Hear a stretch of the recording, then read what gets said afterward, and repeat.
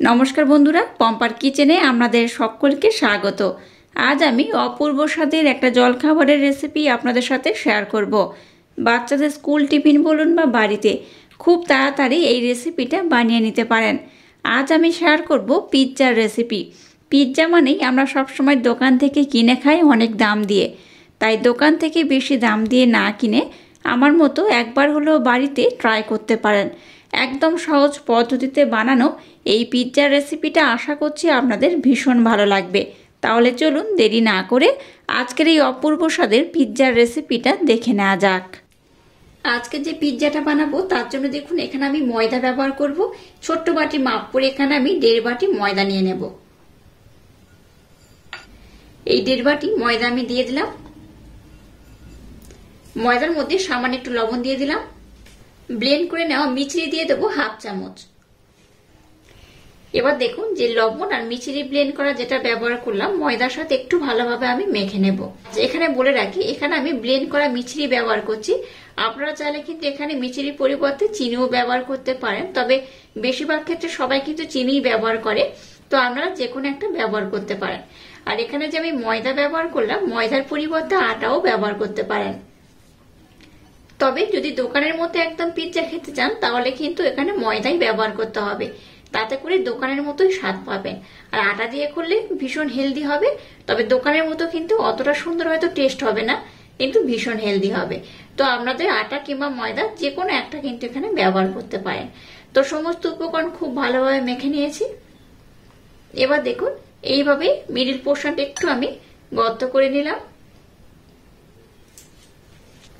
এবার দেখুন যে বাটি মাপ করে ময়দা নিয়েছি সেই বাটি মাপ করে 1 বাটি এখানে আমি টক দই নিয়েছি। তো টক দইটা আমি একেবারে খুব বেশি দেব না, পরে লাগলে আমি ব্যবহার করব। এখানে প্রথমে অল্প একটু আমি টক দই দিয়ে দিলাম। এর মধ্যে 1/2 চামচ দিয়ে দেবো বেকিং পাউডার আর সামান্য একটু খাবার সোডা অ্যাড করলাম। এবার এই দইয়ের সাথে এটাকে এইভাবে একটু মিক্সড করে নেব। এইভাবে কিন্তু 2 থেকে 3 মিনিট বা 5 মিনিট সময়ের জন্য রেখে দেবেন। তাতে করে এই যে বেকিং পাউডার বেকিং সোডা ব্যবহার করলাম দইয়ের সাথে, এই দইটা কিন্তু খুব ভালোভাবে ফার্মেন্ট হয়ে যাবে। তাই এটাকে কিন্তু খুব সুন্দর করে এইভাবে একটু রেখে দিতে হবে। এখানে যদি আপনারা ইস্ট ব্যবহার করতেন তাহলে কিন্তু বেকিং পাউডার বা বেকিং সোডা কোনো কিছু অ্যাড করার দরকার হতো না। এটাকে দেখুন আমি কিন্তু কিছুক্ষণের জন্য রেখে দিয়েছিলাম, তাতে করে এটা বেশ ভালোভাবে ফার্মেন্ট হয়ে গেছে।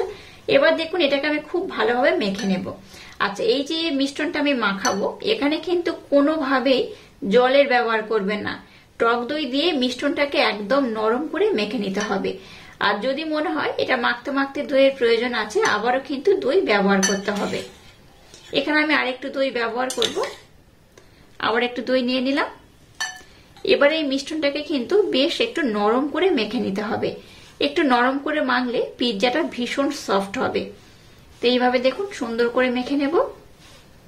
দেখুন মিশ্রণটাকে মাখতে মাখতে কিন্তু বেশ এরকম একটু নরম করে মেখেছি।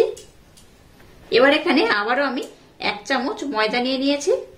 1 চামচ ময়দা দিয়ে এটাকে আমি আর একবার খুব সুন্দর করে মেখে নেব। প্রথমে কিন্তু খুব নরম করে মাখবেন, তারপর 1 চামচ ও 1/2 চামচ যতটা দরকার সেইভাবে দিয়ে মেখে নিতে হবে। তাতে করে আর হাতের মধ্যে লাগবে না আর খুব সুন্দর করে মাখা হয়ে যাবে। দেখুন আবার একটু ময়দা ব্যবহার করে খুব সুন্দর করে মেখে নিয়েছি। এবার একদম শেষে অবশ্যই একটু কিন্তু সাদা তেল ব্যবহার করবেন। একটু সাদা তেল শেষে যদি ব্যবহার করেন মিশ্রণটা তো সুন্দর হবে, আর যে পিৎজাটা বানাবো ভীষণ সফট হবে, হেলদি হবে আর একদম নরম হবে। একটু তেল দিয়ে এটাকে দেখুন আবার একটু সুন্দর করে আমি মেখে নেব। এইরকম কিন্তু ডোটা একদম মোলায়েম সফট করে মাখতে হবে। দেখুন মিশ্রণটাকে আমি একদম মোলায়েম সফট করে মেখে নিয়েছি। এবার এটাকে ঢাকা দিয়ে আমি 10 মিনিটের জন্য রেস্টে রেখে দেব। ততক্ষণে যে সবজিগুলো আমার দরকার সেগুলো একটু সুন্দর করে কেটে নেব। 10 মিনিট পর আমি ফিরে এলাম। মিশ্রণটা দেখুন আগের থেকে আরো কিন্তু বেশ সফট হয়ে গেছে, দেখে বুঝতেই পারছেন। এটাকে আমি আর একবার সুন্দর করে মেখে নেব। এবার দেখুন একটু ময়দা আমি নিয়ে নিয়েছি। এবার মিশ্রণটাকে হাতের মধ্যে এইভাবে একটু গোল করে নেব।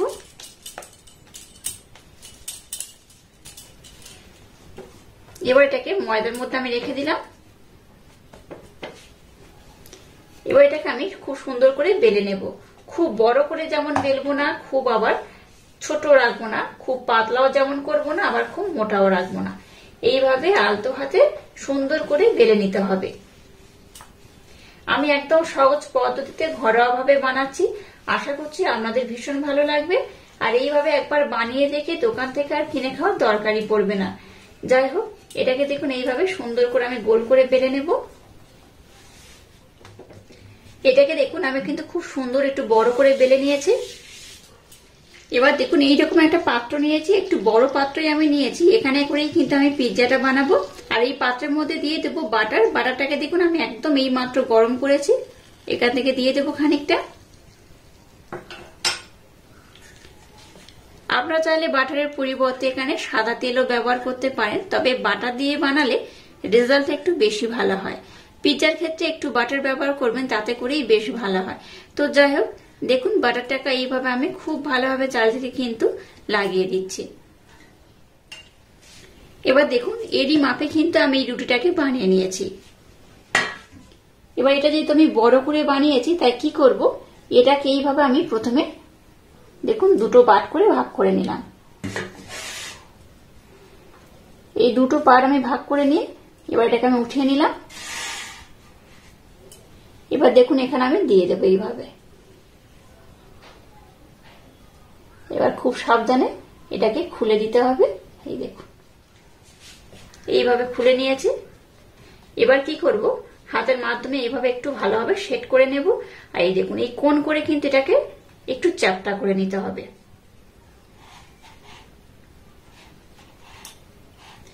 একদম সহজ পদ্ধতিতে যেভাবে পিৎজাটা বানাবো, একবার না বানালে ভীষণ মিস করবে। এবার এটা কাঁটা চামচ আমি নিয়ে নিয়েছি, এটার মাধ্যমে এইভাবে ছিদ্র করে দেব। এইভাবে ছিদ্র যদি না করে দেন, তাতে করে কি হবে বলুন তো, এটা যখন আপনি বানাতে বসাবেন তখন দেখবেন রুটির মতো একদম বলের মতো ফুলকো হয়ে ফুলে যাবে। ওইভাবে তো ফুললে হবে না, তাই কিন্তু এইভাবে একটু ছিদ্র করে দিতে হবে, তাতে করে পিৎজার রেজাল্টটা সবচেয়ে বেশি ভালো হবে। এবার দেখুন ধারের পোর্শনে একটু বাটার এইভাবে আমি প্রথমে লাগিয়ে দেব। সম্পূর্ণটা নয়, এই ধারের পোর্শনটাই দিয়ে দেব। এবার দেখুন বাজার থেকে এইরকম কিন্তু পিৎজা সস আপনারা কিনে নিতে পারেন, আর বাড়িতেও খুব সহজে বানিয়ে নেওয়া যায়। তো আমি পরে আবারও পিৎজার রেসিপি আপনাদের সাথে শেয়ার করব, তখন কিন্তু আমি বাড়িতে কিভাবে এই সসটা বানাবেন আমি আপনাদের দেখিয়ে দেবো বা বলে দেব। তো আপাতত আমি কিন্তু বাজারের কেনা সস ব্যবহার করছি। পিৎজা সস এখানে আমি কিছুটা পরিমাণে দিয়ে দেব, খুব বেশি দেব না, আবার খুব কমও হলে হবে না। এবার একটা চামচ নিয়ে নিয়েছি, চামচের মাধ্যমে এইভাবে একটু চারিদিকে লাগিয়ে দিতে হবে।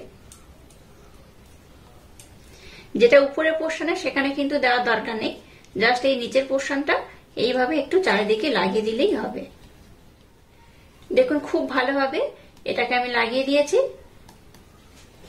এবার এখানে আমি চিজ ব্যবহার করব, তার জন্য দেখুন আমুলের যে এরকম ছোট ছোট কিউব পাওয়া যায় সেরকম নিয়ে নিয়েছি। বাজারে কিন্তু এরকম বড় প্যাকেট আছে, তো প্যাকেটটা নিয়ে নেবেন, এর মধ্যেই কিন্তু কিউবগুলো ভরা থাকে। তো এইরকম কিউব আপনাদের মনের মতো করে ব্যবহার করতে পারেন, একটু কম বেশি করে। এবার কিউবটাকে কিন্তু আপনারা অনেক রকম ভাবে ব্যবহার করতে পারেন। এইভাবে একটু যদি পাতলা পাতলা করে কেটে কিংবা গ্রেট করেও দিতে পারেন। আমি দুরকম ভাবেই ব্যবহার করব। এইভাবে পাতলা পাতলা করে কেটে একটু দিয়ে দেব, একটাকে এইভাবেই দেব, আর একটা আমি একটু গ্রেট করে দেব। দিলে কি হবে, রেজাল্টটা কিন্তু বেশি ভালো হবে।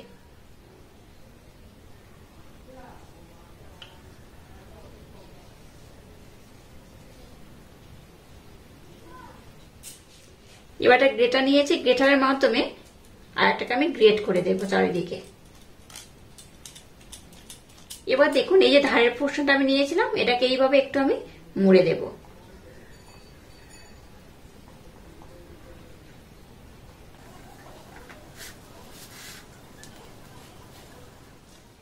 এবার ধারের পোর্শনে একটু বাটার এইভাবে আমি দিয়ে দেব। এইভাবে একটু বাটার দিলে কিন্তু কালারটা খুব সুন্দর হবে, দেখতে তো সুন্দর লাগবে, খেতেও কিন্তু বেশ ভালো লাগবে।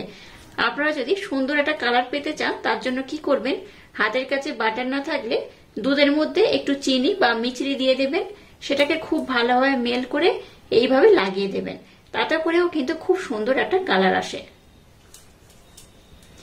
দেখুন এই ধারের পোর্শনটা আমি খুব সুন্দর করে লাগিয়ে দিয়েছি, দেখে বুঝতেই পারছেন।